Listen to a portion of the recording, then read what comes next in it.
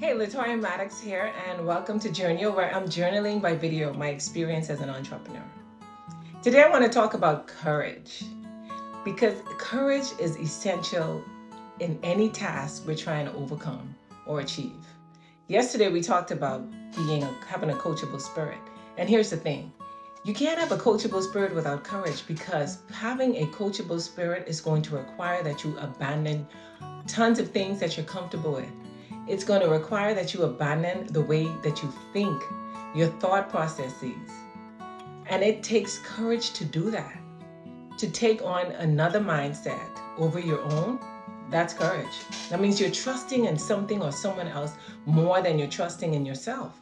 But you need to, because some of our thought patterns, some of our beliefs, these are things that are actually destroying us. So the most courageous thing we do is when we take on the belief of Christ. I always want to start with that. That is the most courageous thing we do. When we trust God at his word, that's the greatest form of being courageous, is being able to abandon our thoughts for his thoughts. But here's the thing. There are also times in our physical life, just our life here as humans, where we need to be courageous. And Esther was a good example. We talked about her as a coachable spirit, but she's also a good example as a courageous woman. Because she was coachable, it required her to use courage to do the things that Mordecai challenged her to do that were totally opposite of what she would have wanted to do. For instance, the Jews were at risk of being wiped out. Esther was a Jew. But she was queen, and she knew as queen she could not just go and roll up on the king. She could only go if he invited her, and she hadn't seen him for a month.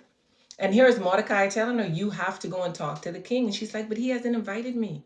He said, you got to do it because if you don't, remember, you're a Jew. So this destruction is going to come on you too. And also, God might just use someone else other than you to do it because it's going to be done.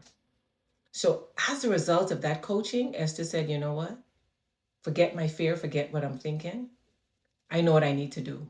She said, if I perish, I perish. And she went in to see the king. That's what courage requires of us. Courage is doing something that frightens you. Or it could be just having strength in the midst of pain or grief.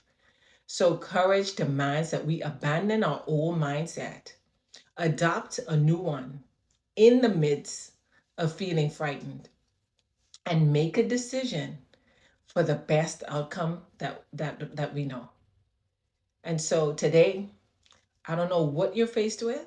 I don't know what God is speaking in your heart, but what I do know is his strength is made perfect in our weakness. And that right there is our courage. Our courage is walking in the strength